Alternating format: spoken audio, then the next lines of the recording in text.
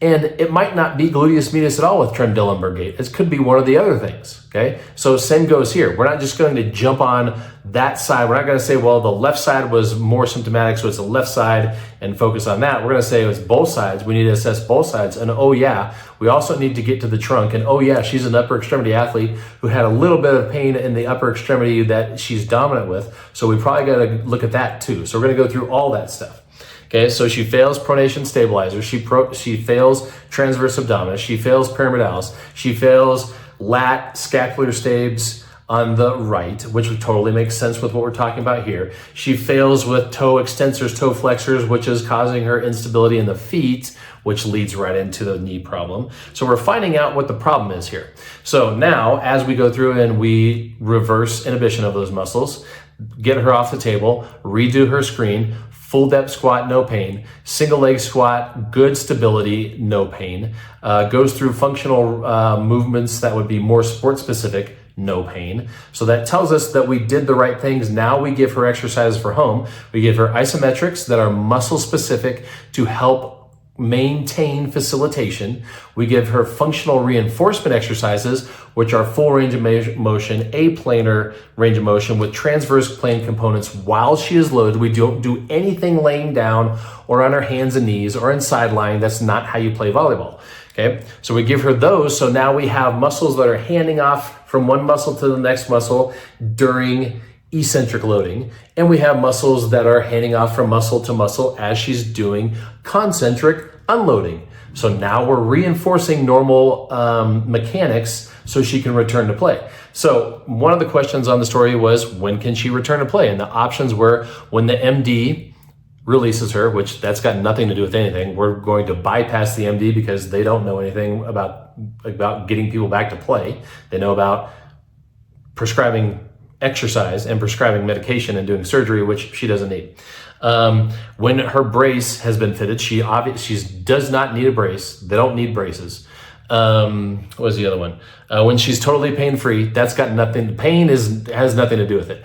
When she can pass a functional screen is much more important than when she's pain-free. I don't care about pain. If she's got pain, that means I still didn't get all my work done. I need to go back and look at something else. Okay, so the correct answer is when she passes the functional screen, she can go back to play, which should be after the first visit. So does that mean that her patellar tendonitis is gone? No. Does it mean that the swelling or irritation at the tendon is gone? No.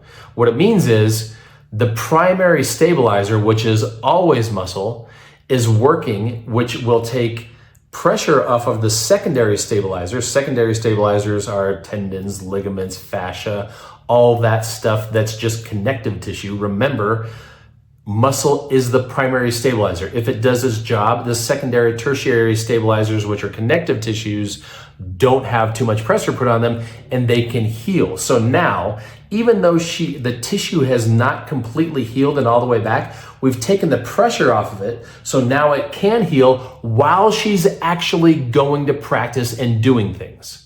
So my patient education for her is go back to practice, go through warm-ups, go through all of your little drill things that you do at the beginning. If you have no problem, keep going. If you have a problem, take a step back, do the homework that I gave you, and then reassess. It's not, we're gonna take 3 to 4 weeks off, you're just not gonna do this. That's lazy, okay? It's not, well, when you feel better, then we'll try to do some stuff. That's lazy. Feeling better isn't the key. Okay, so she's going to go back to practice after the first visit, which she did. She came back to the office after a week of practice, practicing all the way through, no symptoms during practice, no symptoms after practice, and she got rid of all the crap that they were doing in the training room. I said, stay out of the training room. Tell them that whatever they did on the last visit they had with you was fantastic. It fixed everything. You're totally ready to go. Thanks. I'll see you guys later. Don't tell them that we did something else, and don't tell them that you're not doing what they gave you, because then they'll get all huffy and puffy and want to get you back in there, okay? So let me know your thoughts, questions. Tried to get that done in 7 minutes. That was almost 7 minutes. So let me know if you like the faster pace, skimming the top. If you have questions about what I did more specific, post those below. Post if you want to have these more than once every 6 weeks, and post if you like the shorter 7 to 8 minute format versus the in-depth 14 to 15 minute format. See you guys later.